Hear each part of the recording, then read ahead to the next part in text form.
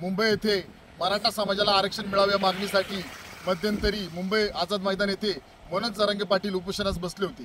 परंतु याच दरम्यान या आंदोलनाची दखल राज्य सरकारने घेऊन राज्य सरकारने मध्यंतरी जी.आर. काढला। परंतु या जी.आर.च्या विरोधामध्ये ओबीसी समाजामध्ये फार मोठ्या प्रमाणावर अस्वस्थता निर्माण झाली होती। परंतु याच कारणामुळे आज लातूर जिल्ह्यामध्ये वाघझरी या गावामध्ये भरत कराड नावाच्या व्यक्तीने आत्महत्या केल्याचं समजत आहे।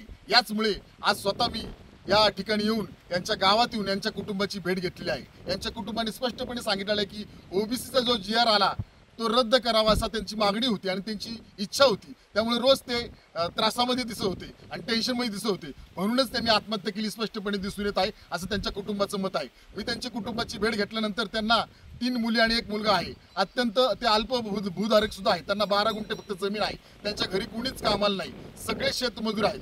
म्हणून मी राज्य सरकारला मागणी करतो की तत्काळ या कराड कुटुंबाचा व्यक्ती कमीत कमी एक तरी व्यक्ती राज्य सरकारने पटकिनी लवकर कामाला शासकीय नोकरी भरती म्हणून लगेच घ्यावं ही विनंती मी करत आहे।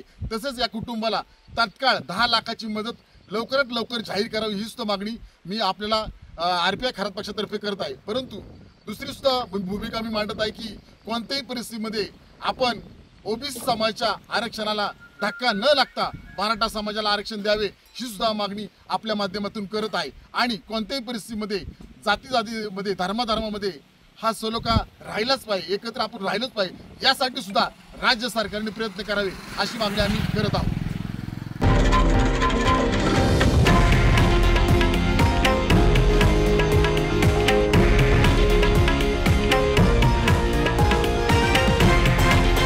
हे आहे देशातील नंबर 1 न्यूज नेटवर्क आणि आपण पाहत आहात TV9 मराठी, एकमेव।